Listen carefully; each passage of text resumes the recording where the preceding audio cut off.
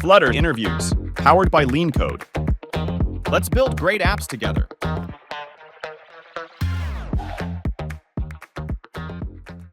Hi and hello, we are here at the Fluttercon Europe conference in Berlin, and I have a great pleasure to host here Leigha from FlutterFlow team.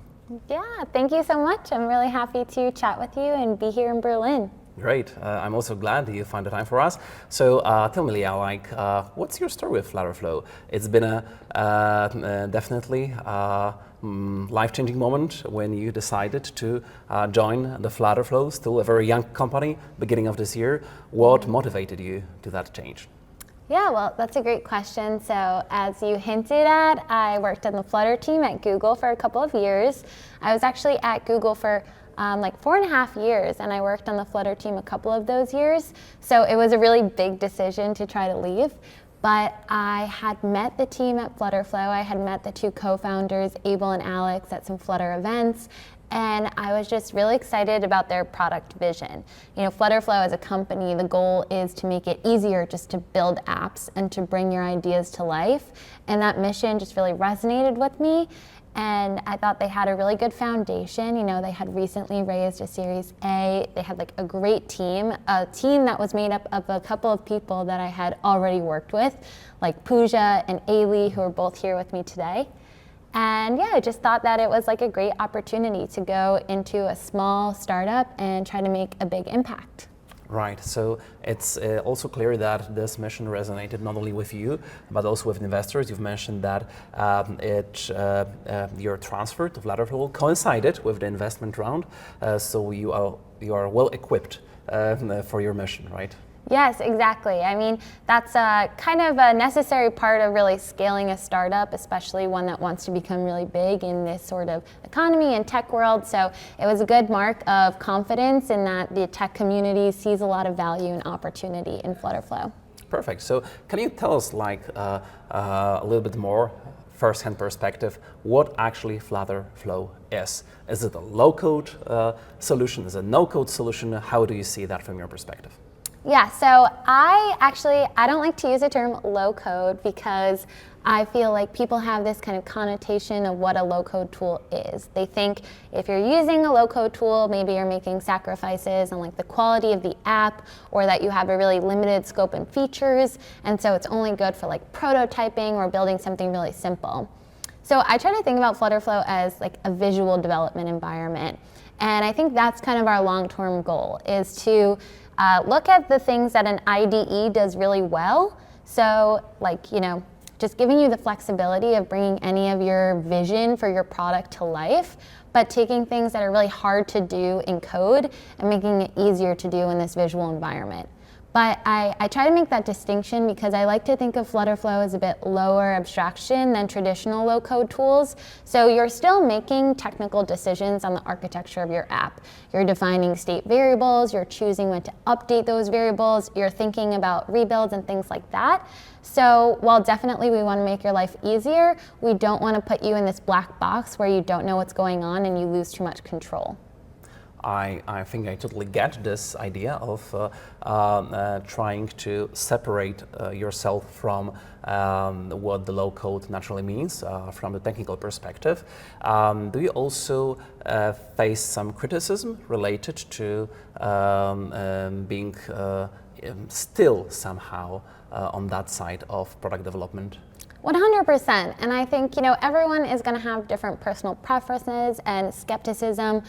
Even me, like I loved working on Flutter and I love writing code. I think it's really fun to have an idea and to write code and kind of see it come to life. But at the end of the day, FlutterFlow is a tool for building apps, right? So the end goal is to have a great app, a great user experience. The end goal isn't to like write code in a certain way. But if you've been developing, especially developing in Flutter for a really long time, maybe you have certain opinions about how the code should look and you want the code to look a certain way. And I think if you're going to use a tool like FlutterFlow and be successful with it, you have to let go of a little bit of that control, right? And you have to be willing to make some sacrifices for the benefits of maybe moving faster or working in this new environment.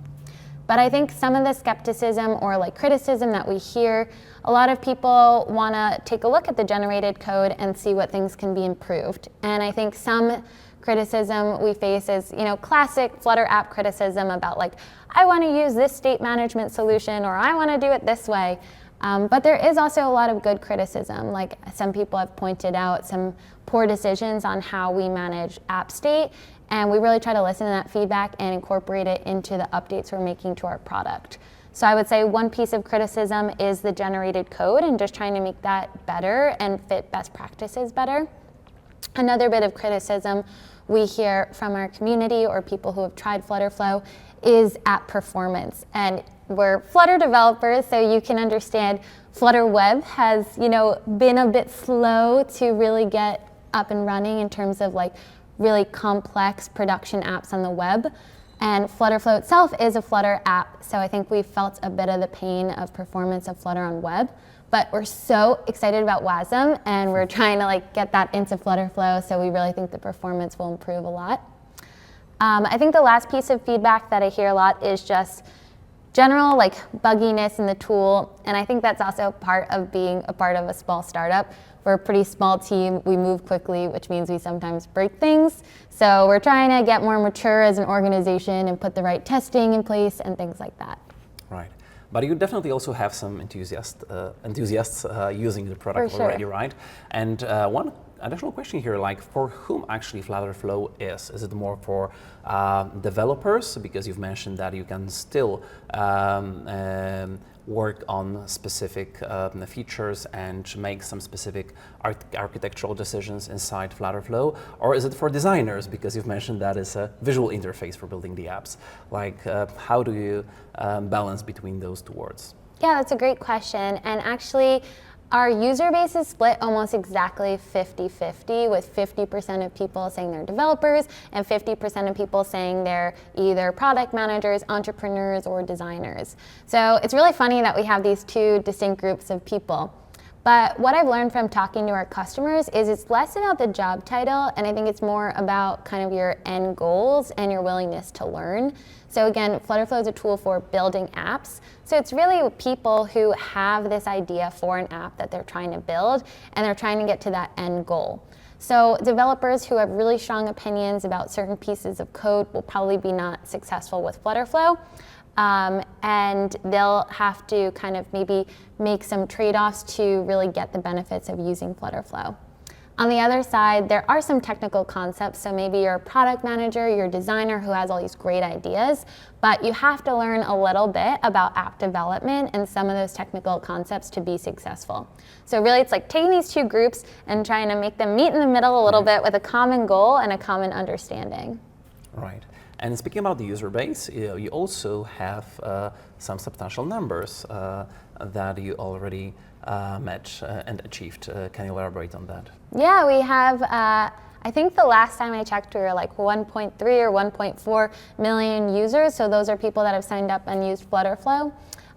We also have, I don't know the exact numbers off the top of my head, but in the hundreds of thousands of active users, so people who are actively using FlutterFlow for their projects. So it's just really exciting to see the growth of FlutterFlow, and we're continuing to grow pretty quickly. So I think the tool and the vision really resonates with a lot of people.